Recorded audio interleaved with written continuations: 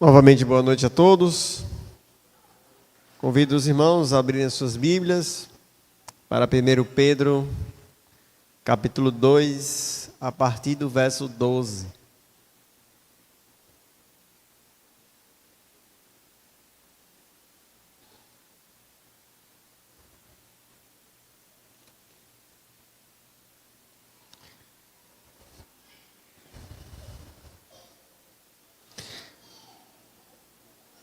Leamos a palavra de Deus.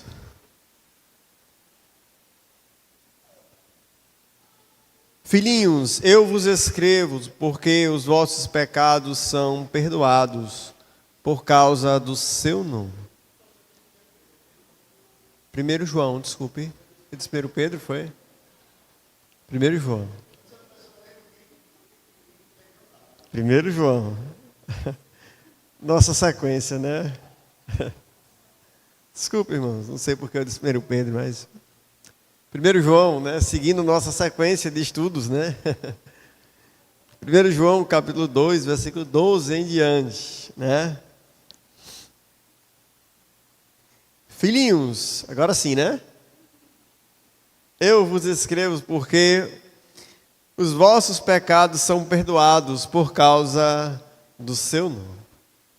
Pais, eu vos escrevo porque conheceis aquele que existe desde o princípio. Jovens, eu vos escrevo porque tendes vencido o maligno. Filhinhos, eu vos escrevi porque conheceis o Pai. Pais, eu vos escrevi porque conheceis aquele que existe desde o princípio. Jovens, eu vos escrevi porque sois fortes. E a palavra de Deus permanece em vós e tendes vencido o maligno. Não ameis o mundo, nem as coisas que há no mundo. Se alguém amar o mundo, o amor do Pai não está nele. Porque tudo o que há no mundo, a concupiscência da carne, a concupiscência dos olhos e a soberba da vida, não procede do Pai, mas procede do mundo. Vamos orar ao Senhor. Deus querido, Deus amado, obrigado, Senhor, por estarmos reunidos aqui. Agradeço, Pai, por poder abrir a Tua palavra livremente, por podermos nos alimentar dela. Obrigado, Senhor. Pedimos que Teu Espírito nos auxilie, aquele que está em nós, e ministre em nossos corações, para que possamos entender a Tua palavra. Pedimos que agora Ele nos ajude, Senhor, a aprendermos de Ti a Tua vontade. Agradecemos assim, em nome do nosso Senhor Jesus. Amém.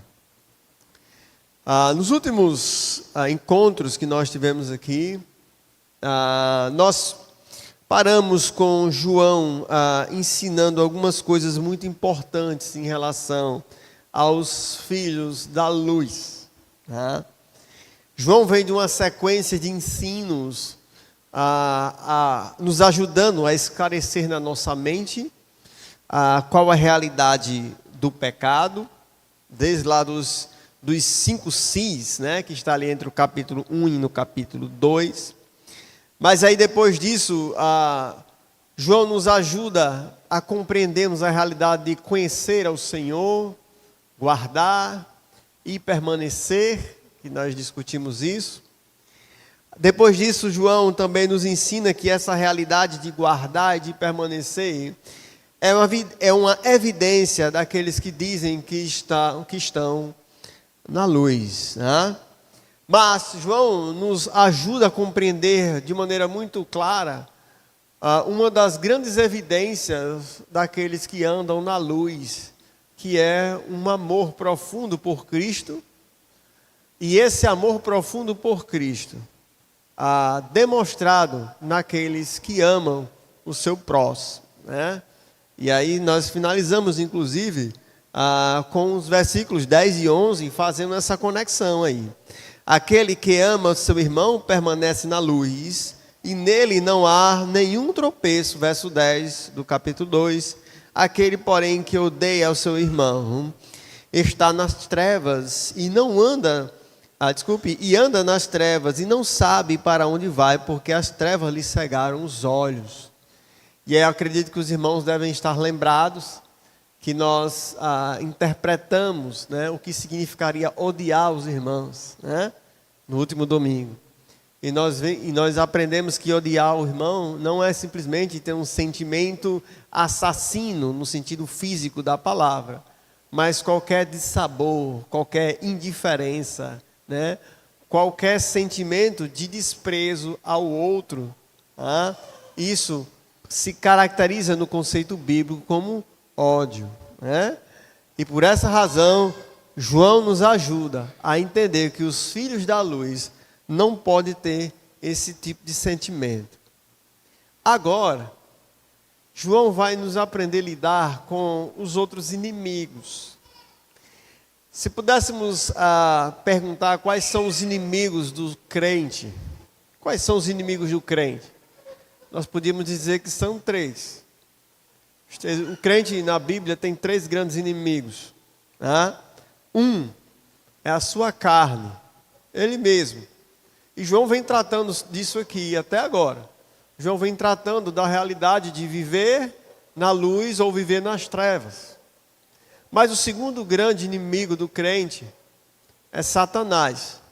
Esse é o segundo grande inimigo do crente. E eu não quero aqui colocar ordem, tá certo? Estou dizendo que são 3, não quero colocar aqui ordem. A Bíblia diz que a nossa luta é contra os principados e potestades que habitam nas regiões celestes, né? Mas a Bíblia também diz que um dos grandes inimigos do homem é o mundo, né? Então, nessa junção dessas 2 perícopes aqui, que começa no versículo 12 e entra no versículo 15 em diante, já na segunda perícope aí, nós temos João colocando esses outros 2 inimigos do crente. O maligno, ou seja, Satanás, e depois o mundo. Agora, João, no versículo 12 em diante, ele faz uma construção curiosa dessa sua exortação. Veja que ele começa aí: filhinhos, eu vos escrevo, porque os vossos pecados são perdoados. E eu gostaria que vocês olhassem junto comigo, de repente vocês podem grifar na Bíblia, para separar esses versículos e perceber o que é que João está fazendo. João está fazendo um tipo de exortação epistolar muito comum daquela época, que era repetir um bloco de ideias, interpolando esses blocos de ideias com os tempos, né? E vocês vão entender já isso. Preste atenção que no versículo 12 ele chama os irmãos de filhinhos. Aí eu vos escrevo porque os vossos pecados estão perdoados por causa do seu nome, verso 12. No verso 14 ele repete: filhinhos, eu vos escrevi porque conheceis o Pai. Nós vamos entender a natureza desses 2 filhinhos aí, tá bom? Mas veja que no verso 13 e 14, existem 2 frases repetidas, com uma pequena diferença. Pais, veja, verso 13. Pais, eu vos escrevo porque conheceis aquele que existe desde o princípio. No verso 14 ele diz: pais, eu vos escrevi porque conheceis aquele que existe desde o princípio. Olha, no verso 13, quando ele se refere aos jovens, ele diz: jovens, eu vos escrevo porque tendes vencido o maligno. E no verso 14 ele repete a mesma frase dizendo: jovens, eu vos escrevi porque sois fortes e a palavra de Deus permanece em vós e tendes vencido o maligno. Talvez quando a gente lê na primeira visão, a gente acha que ele está exatamente repetindo a mesma coisa, mas perceba que na primeira afirmação aos pais e aos jovens, João está dizendo no presente: eu vos escrevo. Então, eu vos escrevo porque conheceis. Versículo 14 ele diz a mesma coisa. Porém, no versículo 13 dos 2, para o jovem e para os pais, ele diz a mesma coisa. Porém, no versículo 14 ele fala no passado: eu vos escrevi. No passado. Simples a mudança, né? Porém, esse tipo de estrutura significava mais ou menos o seguinte: primeiro eu vos escrevo, depois eu vou até vocês e leio aquilo que escrevi para vocês. É isso que significa. Então é como João tivesse, eu escrevo isso para vocês. E agora, novamente, eu estou junto com vocês lendo isso. E eu vos escrevi em relação a estas coisas. Então é uma dupla afirmação dessas verdades. Não é certo? Interessante, né? Parece igual. Algumas vezes quando li isso aqui, parecia ser igual. Mas essa diferença é uma construção epistolar daquela época. Porém, o conteúdo dessas afirmações, ele é bem interessante. O primeiro conteúdo, e aí os irmãos devem ter percebido que eu excluí aqui dessa análise o filhinhos, né? E nós vamos agora chegar nos filhinhos. O primeiro filhinhos que João coloca aí, é a palavra que diz respeito a crianças mesmo, né? Porém, não necessariamente aqui, na verdade, não significa crianças, mas nós estamos falando de um homem idoso, mestre, que ensina pessoas, né? E de vez em quando agora eu me pego disso e já estou ficando preocupado, que de vez em quando eu estou ensinando alguns, eu já chamo de meninos, né? Mesmo sem ser meninos, né? Porque quando a gente começa a ficar velho, a gente chama as outras pessoas de meninos, jovens, né? E parece que isso já está chegando para mim também, né? Então João aqui está fazendo mais ou menos uma tratativa assim, porém não só no sentido de ele ser um mestre, mas também de carinhosamente, embasado no amor fraternal, tratando aqueles leitores, certo? Filhinhos, eu vos escrevi. E o segundo filhinhos aí é outra palavra, tá certo? Não é a mesma palavra do primeiro filhinhos. E aí sim, aqui nesse segundo filhinhos, João quer falar sobre os jovens. Aqueles que ele repetiu aqui. Aqueles que provavelmente tinham entre 20 e 40 anos, o segundo filhinhos. Tá bom? As palavras são diferentes. Assim sendo, nós já entendendo toda a estrutura, né, desse texto, vamos discorrer algumas coisas sobre ele. E entrarmos naquilo que realmente João queria exortar. E para que os irmãos entendam, o que João realmente queria exortar está no versículo 15 em diante. Tá certo? O que realmente João queria exortar está naqueles versículos tão conhecidos que nós já sabemos decorado. Não ameis o mundo, nem as coisas que há no mundo. Porém, ele traz primeiramente e cria um relacionamento com quem ele quer dar essa exortação. O primeiro conteúdo desse filhinhos, englobando toda a igreja, nesse relacionamento, né, apostólico, ele diz, porque os vossos pecados estão perdoados por causa do nome. E aí eu gostaria de que nós voltássemos nossa mente àquelas duas grandes afirmações. João já tem falado que Jesus era a propiciação pelos nossos pecados, falando do perdão passado dos nossos pecados. Então João já tinha explicado sobre isso, dizendo que Jesus era a propiciação dos nossos pecados, capítulo 1. E aqui no capítulo 2, né, João também fala que Jesus é o perdão para os nossos pecados presentes. Se o quê?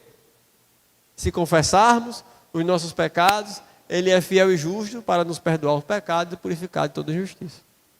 Então, João está aqui trazendo de volta os conteúdos que ele já tem ensinado para os irmãos. Ou seja, que de uma maneira passada, todos os pecados já estavam perdoados no sentido jurídico, mas de uma maneira presente e futura, aqueles irmãos já tinham seus pecados também perdoados, porque Cristo é o nosso sacerdote individual, que está juntamente com Deus intercedendo por nós. E é por essa razão que depois da vírgula ele diz, por causa do seu nome. Então nós não somos perdoados por Deus por causa das nossas benesses, por causa das nossas obras. Somos perdoados de Deus, por causa do nome de Jesus. Bem, agora, para nós avançarmos, veja qual é a exortação que ele dá aos pais. A exortação que ele dá aos pais tem a ver com conhecer aquele que existe desde o princípio. Eu acredito que os irmãos devem estar lembrados que da nossa penúltima mensagem, nós falamos que João ensina os irmãos a entenderem o que é conhecer a Cristo. Lembram disso? Que conhecer a Cristo não é único e exclusivamente o quê? Um conhecimento cognitivo ou um conhecimento racional sobre Jesus. Mas o conhecer a Cristo significa se relacionar intimamente com Ele e fazer parte da sua natureza. E no caso dos pais aqui, e aí nós estamos remetendo àquelas pessoas mais velhas da igreja, eram aqueles mesmos que João tinha dito lá no início da epístola, o quê? Aquele que nós contemplamos e as nossas mãos apalparam com respeito ao verbo da vida. Então, João está trazendo à memória dos pais que eles conheceram a Jesus Cristo de maneira íntima e muitos deles foram o quê? Testemunhas oculares do ministério de Cristo. Então, olhe, pais, vocês conheceram aquele que existe desde o princípio. Vocês conheceram a Cristo. Vocês conheceram aquele que é o Criador de todas as coisas. A exortação era para trazer a lembrança a isto. Agora, aos jovens. A exortação aos jovens é que é interessante. Veja que a exortação aos jovens, ela está numa crescente. Ela começa no versículo 13, dizendo assim: jovens, eu vos escrevo porque tendes vencido o maligno. Veja, os jovens não conheceram Jesus presencialmente, né? Provavelmente os novos já conheceram Jesus através do ministério dos pais e dos apóstolos. Porém, eles tinham um detalhe dentro deles que faziam de ter vitória sobre o maligno. Olha aí, versículo 14. Jovens, eu vos escrevi porque o quê? Sois fortes. E o que é que fazia os jovens vencer o maligno? E a palavra de Deus permanece em vós, e tendes vencido o maligno. E eu gostaria de trazer os irmãos para cá e refletir que naquela época, aqueles irmãos não tinham o quê? Eles não tinham a Bíblia escrita. A Bíblia só foi ser concluída alguns anos depois e compilada séculos depois. Então aquelas pessoas ali não tinham, como nós temos hoje aqui, a palavra escrita em sua mão. Então onde é que a palavra tinha que morar? Dentro da sua mente e dentro dos seus corações, para que eles pudessem vencer o maligno. E meus irmãos, aqui é uma verdade para todos nós. Para nós podermos vencer o maligno, e para você jovem, vencer o maligno, é importante que você guarde a palavra em seu coração.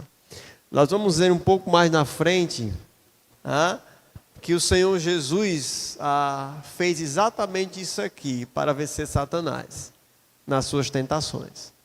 Nós vamos ver um pouco mais na frente sobre isso. Assim sendo, nós aprendemos aqui nessa introdução que a exortação epistolar tinha dois planos de fundo: trazer aos pais a lembrança de que eles conheceram a Cristo presencialmente, mas que eles fazem parte da mesma natureza. E trazer aos filhos que eles também conhecem a Cristo. Como assim, pastor? Porque o segundo filhinhos tem a ver com os jovens, tá certo? O segundo filhinhos do versículo 14, filhinhos, eu vos escrevi porque conheceis o Pai. Esse aqui são os jovens. Então, João está dizendo que no sentido antológico do conhecer, ou como nós aprendemos no passado, que é o quê?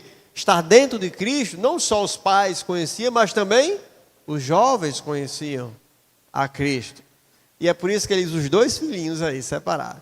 O primeiro se referindo a todos, os pais se referindo que os pais conheciam, e aos filhinhos, que eram os jovens, que eles conheciam também a Cristo. E que os jovens, por conhecerem a Cristo, guardavam a palavra de Cristo em seus corações, e por essa razão eles venciam o maligno. Então é nesse plano de fundo que começa o quê? o versículo que nós tanto conhecemos, tá certo? O versículo 15, tá? E é esse que agora nós vamos começar a estudar.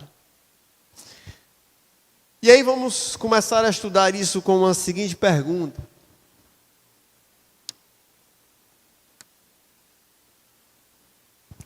Por que os filhos de Deus não devem amar o mundo? Primeira pergunta. Irmãos, os filhos de Deus são filhos de Deus em qualquer lugar e serão até o fim. E nada pode romper esse laço que foi construído na cruz, já dizia Charles Spurgeon. Então, os filhos de Deus, de uma maneira que talvez nós só compreendamos na glória, estão tão intimamente relacionados com o seu Pai, de uma maneira indivisível e de uma maneira inseparável, assim como nós estamos ligados de maneira indivisível e inseparável aos nossos filhos. Você sabia que, mesmo sem você, vamos supor que nós tivéssemos um filho nosso, e que esse filho fosse perdido lá na maternidade, e nós nunca tivéssemos a oportunidade de conhecer. Você sabia que biologicamente, através do DNA, só você pode ser filho do seu, só você pode ser pai e mãe do seu filho? Não existe mais outro. Só existe você. Dessa mesma forma em que o seu filho está ligado a você biologicamente, através de um DNA, e que não tem outro jeito de ser o seu filho, e não tem outro jeito de ser o seu pai, assim, nós somos filhos de Deus de uma maneira indivisível e inseparável. E por essa razão, e por essa grande e importante razão, os filhos de Deus não podem amar o mundo. Irmãos, John Wesley certa vez disse o seguinte: o melhor meio de resistir ao diabo é destruir o que resta do mundo em nós, a fim de erguer para Deus, sobre as suas ruínas, um edifício de amor. Então devemos começar nessa vida passageira a amar a Deus como amaremos na eternidade. Significa dizer, meus irmãos, que existe uma relação muito íntima entre as obras do diabo e o amor ao mundo.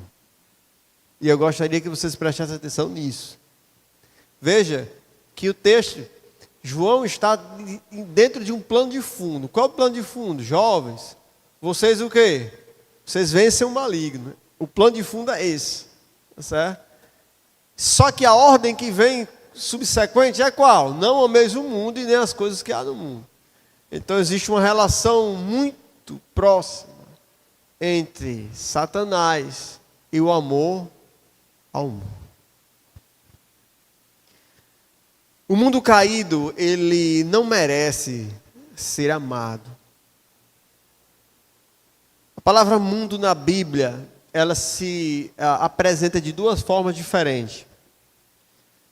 Uma palavra significa, que é a palavra que está aqui, que é no mundo da sua maneira mais, da sua forma mais abrangente, né? Poderíamos traduzir como mundo físico, como as coisas, como as pessoas, como a natureza, como os homens. E essa palavra é a palavra que inclusive a gente escuta bastante, a palavra cosmo, né? A palavra cosmo é exatamente essa palavra para mim. Porém, a Bíblia também fala sobre outra palavra que significa mundo na Escritura. Essa palavra é a palavra aion. Foi usada lá em Romanos, capítulo 12, versículo 1 e 2. E eu acredito que os irmãos devem estar lembrados dessa passagem. Os jovens devem estar lembrados dessa passagem. Foi a última mensagem que dei lá nos jovens, né? Paulo diz assim, e não vos conformeis com este quê? Com esse século, mas transformai-vos pela renovação da vossa mente. Então a palavra ali também pode ser traduzida como mundo, porém naquele caso está mais relacionada ao sistema do mundo, né? Está mais relacionada aos relacionamentos, à linguagem, às relações de trabalho, às coisas que envolvem o sistema do mundo. Então, quando o apóstolo João diz, não ameis o mundo, nem as coisas que há nele, o apóstolo João está falando sobre todas essas coisas. Meus irmãos, nós não podemos amar nada que tem aqui, inclusive as coisas que nós devemos amar aqui, nós não devemos amar mais do que a Deus. E isso é importante compreender, tá certo? Criemos essa sequência em nossa mente. Nós não devemos amar nada que está neste mundo. Não ameis o mundo nem as coisas que há nele. Porém, as coisas que Deus diz que é para nós amarmos, como por exemplo, aos homens amar as suas esposas, né? Ou até mesmo as mães amarem seus filhos, nós não podemos amar mais essas coisas do que a Deus também. Lembra que Jesus falou? Aquele que amar mais o quê? Ao seu pai, ou sua mãe, sua esposa, seus filhos, mais do que a mim, não é digno de mim. Essa sequência é muito importante para as nossas vidas. Então tu imagine, né? Enquanto mais amar o mundo. Bem, porém, no conceito de João, e nós estamos aí dentro de um conceito gnóstico muito forte, de licenciosidade da carne, de práticas, de desejos carnais. Lembra que nós explicamos que naquele mundo ali, a pressão que aqueles irmãos estavam sentindo era exatamente essa. Os gnósticos dizendo o quê? Não, você pode fazer o que você quiser na sua carne, porque a carne é mal mesmo. Você pode fazer o que quiser no seu corpo, porque o corpo é seu. É coisa muito parecida com o que nós vemos hoje. Porém, Tiago nos dá uma amplitude maior do que significa isso. Abra sua Bíblia aí para Tiago, capítulo 4, versículo 4.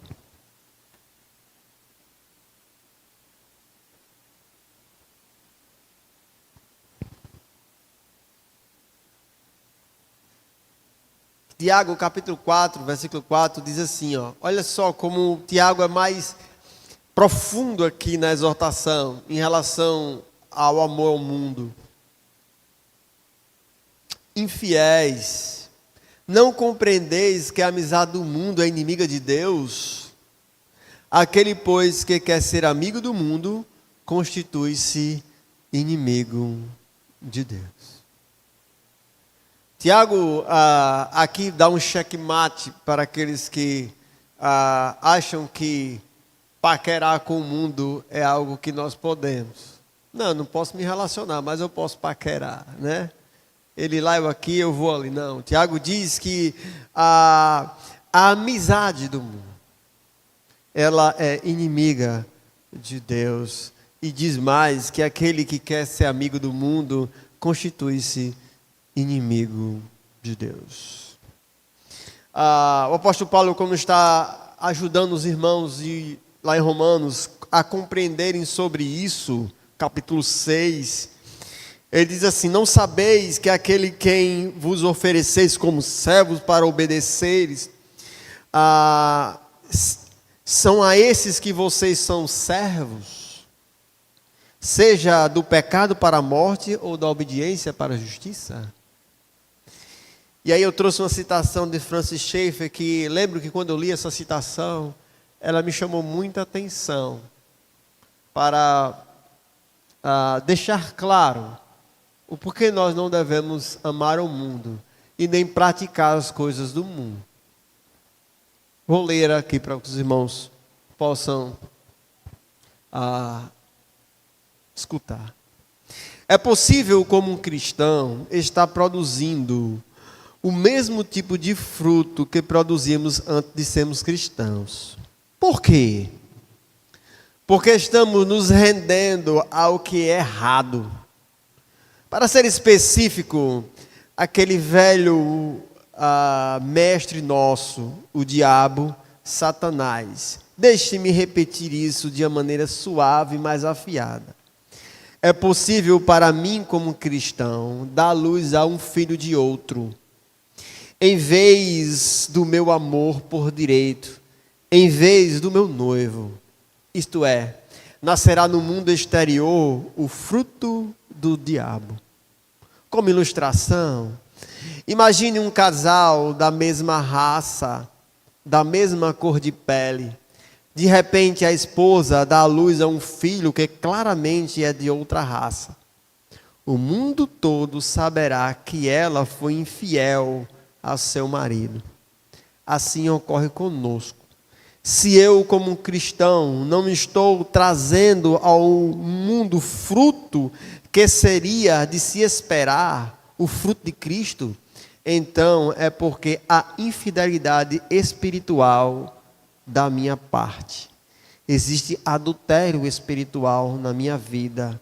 E quando enxergamos isso por este lado, a palavra infidelidade adquire um significado especial e muito claro. Compreenderam isso, irmãos? Schaeffer está fazendo uma tradução da palavra infiéis lá de Tiago. O que é que significa essa infidelidade? Ele diz o seguinte: nós, como filhos da luz, devíamos estar o quê? Gerando frutos da luz. Porém, é possível sim, um cristão gerar fruto que não é da luz. Sabe por quê? Porque esse cristão está traindo a Jesus com outro. E esse outro é Satanás, através do mundo. Olha só quão profundo é essa análise. Meus amados, quantos nós vemos, quantos crentes nós vemos, que estão enamorados com as coisas do mundo. Faculdades, luxos, vaidades e tantas coisas que esse mundo oferece. E que quando nós olhamos para aquele indivíduo, em vez de estar olhando para aquele indivíduo e vendo os frutos da luz, nós estamos vendo os frutos do mundo. E meus irmãos, se começássemos a pensar assim, eu quero desafiar a você homem, a você mulher, a pensar numa infidelidade. Já pensaram? Se você descobrisse que sua esposa é infiel a você, qual sentimento você teria? Você, irmã, já pensou o sentimento que você teria se descobrisse a infidelidade do seu esposo? Pois imagine que toda a vida que nós amamos ao mundo, o sentimento que Cristo sente por nós é esse: infiéis. Não sabeis que a amizade do mundo é inimiga de Deus? Isso é muito importante compreendermos. Nós não podemos estar cocheando entre dois pensamentos, vivendo da boca para fora como um crente, porém as nossas obras não estarem testemunhando aquilo que nós dizemos que somos. Dizemos que somos filhos de Deus, mas trocamos de estar na casa do Senhor para estarmos em casa por motivo A, motivo B, motivo C. Nós não abrimos mão de um descanso para estarmos aqui, trocamos as benesses da nossa casa, porque Deus não merece a minha fidelidade. Deus não merece as primícias da minha vida. Reflitamos, meus irmãos, sobre isso. Isso é muito importante. João está trazendo, às vezes quando estamos falando sobre a amizade do mundo, nos parece que é aquelas coisas mais cebosas, né, do mundo, que nós intitulamos como ceboso do mundo. Mas não. Qualquer tipo de relacionamento que nos tire do amor principal ao nosso Deus, configuras amor. Bem, mas para nós avançarmos essa conexão, nós entendemos que quem é aquele que fomenta o nosso relacionamento com o mundo é Satanás. Abra sua Bíblia para 1 Pedro, capítulo 5, verso 8.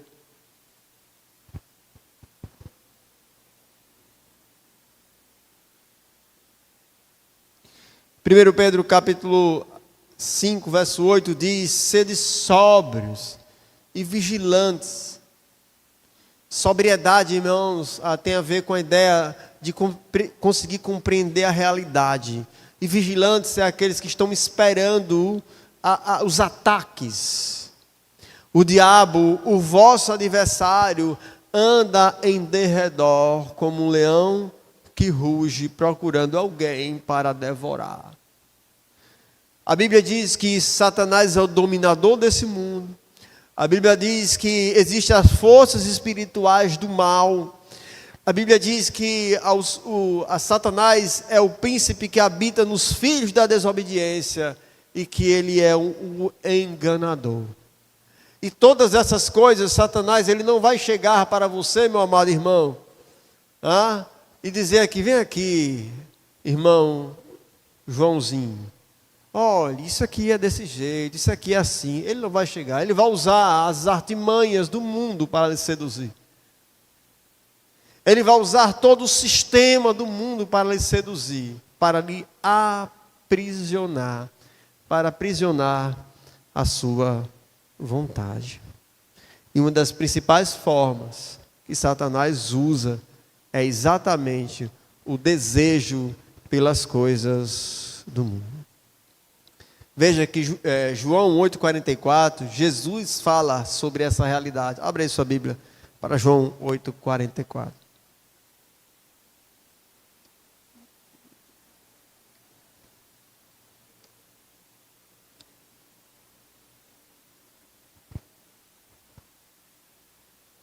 João 8,44 diz assim: vós sois do diabo, que é o vosso pai, e quereis o quê? Satisfazer-lhe os desejos, porque foi homicida desde o princípio e jamais se firmou na verdade. Veja que Jesus relaciona a Satanás com o quê?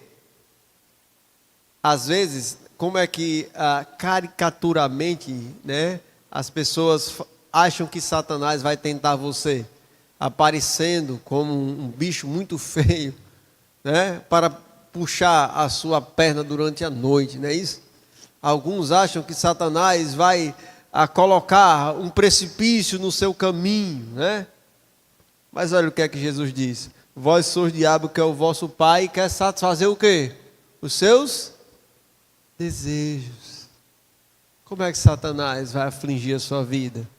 Dando para você aquilo que você deseja, aquilo que está lá no íntimo do coração pecador, para que você satisfaça os seus desejos e seja aprisionado por ele. Irmãos, Satanás conhece muito profundamente o homem, pois ele tentou o primeiro Adão e também tentou o último. Vocês lembram disso, não é? Tentou o primeiro e tentou o último. Vocês já sentaram aos pés de alguém idoso? Já sentaram aos pés de alguém idoso? Quando ele começa a falar sobre as coisas da vida, e parece que ele tem uma sabedoria profunda ali, pelo menos em alguns idosos, que ele consegue ter uma leitura completa de algumas coisas, porque já tem experiência sobre muitas coisas. Já tiveram essa experiência de sentar com alguém assim?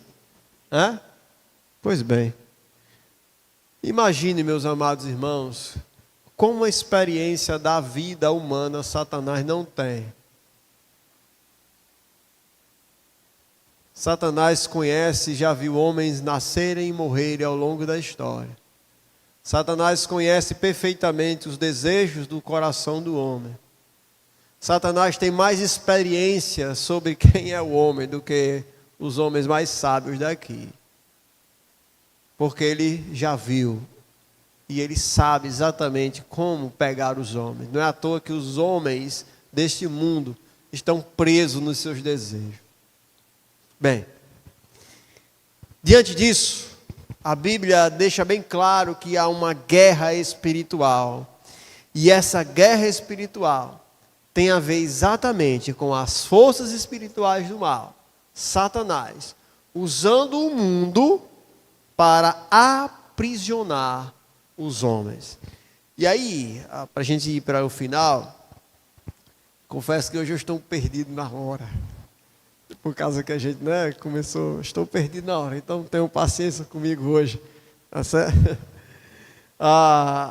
Essa guerra espiritual de Satanás, as forças do mal, o mundo e os filhos de Deus, ela está relatada na Bíblia desde a criação.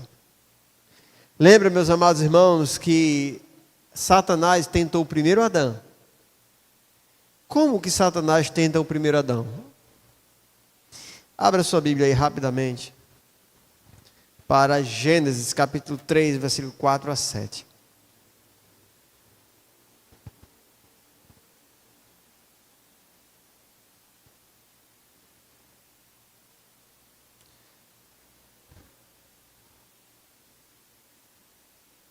Então a serpente disse à mulher: é certo que não morrereis, porque Deus sabe que no dia em que comerdes se vos abrirão os olhos, e como Deus sereis conhecedores do bem e do mal. Olha só o que é que acontece agora. Vendo, primeiro passo aqui, Satanás tenta, trazendo algo, e o que é que acontece? A mulher contempla aquilo, ela vê que a árvore era boa para se comer. Depois, ela o quê? Viu que era agradável aos olhos. E depois, árvore o quê? Desejável para dar entendimento. Interessante que João diz assim: não ameis o mundo, nem as coisas que há do mundo, porque o que há no mundo, o amor do Pai não está nele. Porque no mundo é o quê? Concupiscência da carne, dos olhos e a soberba da vida. Olha só que a Bíblia é tão perfeita que relata o pecado de Eva nessas três facetas, né? Eu quero comer a carne, ela contemplou com os olhos e o quê? Desejável para dar o quê? Para dar entendimento, para ser igual a Deus, a soberba da vida. Veja como Satanás tentou Eva aqui. Mas veja também como Satanás tenta Jesus. Lembra lá, Lucas capítulo 4? Abra lá sua Bíblia para Lucas capítulo 4.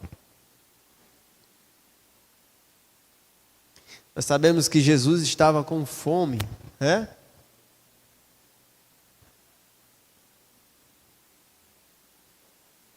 Quando Satanás olha para Jesus com fome, Satanás vendo o último Adão, vai fazer a mesma coisa. Disse então o diabo: se és filho de Deus, manda que essa pedra se transforme em pão. Tentando a humanidade de Cristo, né? O desejo do quê? Da humanidade de Cristo. Porém, diferentemente, né, de Adão, Jesus responde com a palavra. Lembra que eu falei lá no início? O que é que faz nós vencermos o maligno? O que é que faz nós vencermos o maligno? Lá no início. Guardar o quê? A palavra. Jesus tinha a palavra pronta em seu coração. E ele diz: não só de pão viverá o homem. Levando, mostrou a todos os reinos do mundo e disse o diabo: dar-te-ei a toda a autoridade. Olhe e veja todas essas coisas. Tentando Jesus pelas concupiscências dos olhos. Levou Jesus no canto mais alto para que Jesus visse tudo. O que é que Jesus diz? Ao Senhor teu Deus adorarás e só lhe darás culto. E por fim, interessante que Satanás olha para Jesus e diz assim: você não é o filho de Deus? Então agora prove que você é filho de Deus. A Bíblia, a Escritura diz que se você se jogar, os anjos se sustentarão. Aí o que é que Jesus diz? Não tentarás o Senhor teu Deus. Satanás tenta Jesus nessas três esferas: na carne, nos olhos e o quê? na soberba da vida. Interessante, irmãos, que nós também somos tentados por Satanás desta mesma forma. Na concupiscência, no desejo da nossa carne, nas concupiscências, no desejo dos nossos olhos, e através da soberba da vida. Eu gostaria que nós terminássemos hoje fazendo uma reflexão. Nós iremos continuar no verso 17, o resto dessa mensagem. Tá certo? O resto do texto vai falar porque é ilusório amar o mundo. Se você gerou essa curiosidade, vem no próximo domingo para escutarmos. Mas, respondendo àquela primeira pergunta que nós fizemos, por que o Filho de Deus não deve amar o mundo? O mundo, meus irmãos, está em pecado e por ele estar caído desde o princípio, o mundo já está condenado, assim como o seu príncipe, que é Satanás. Todos os dois já estão condenados. Porém, nós não estamos condenados. A Bíblia diz que nós somos mais do que vencedores. E por nós não estarmos condenados e fazermos parte dessa grande família que são dos filhos de Deus, nós não devemos envergonhar o nosso Pai. Essa é uma primeira razão que nós não devemos amar o mundo. Mas a segunda grande razão é porque toda vida que amamos o mundo, estamos sendo infiéis a Cristo. Quando estamos amando o mundo ou desejando qualquer coisa que há nele, estamos traindo o nosso Senhor Jesus. Que reflitamos sobre isso. Para nós, há uma grande maravilha, que é o que foi que João disse lá em cima no primeiro versículo. Filhinhos, eu vos escrevi por quê? Porque vossos pecados estão perdoados por causa do nome de Cristo. E para aqueles que não conhecem a Cristo ainda, saiba, Deus amou o mundo também, de tal maneira que deu o seu Filho, para que todo aquele que nele cresce, não perecesse, mas tivesse a vida eterna. Amém? Querido Deus, Pai maravilhoso, somos gratos por esse tempo que aqui tivemos. Agradeço, Senhor Deus, pela Tua palavra. Obrigado, querido Deus, pois sabemos as verdades nelas contidas. Nos ajuda, Senhor Deus, a praticar. Nos ajuda, Senhor Deus, realmente a não amarmos o mundo em nenhuma das suas esferas. Nos ajuda, Senhor Deus, a termos um amor intenso pelo Senhor Jesus e também, Senhor Deus, pelos nossos irmãos. E que substituir, Senhor Deus, qualquer vislumbre desse mundo por estas duas coisas. Obrigado, agradecemos, assim pedimos, em nome do Senhor Jesus. Amém.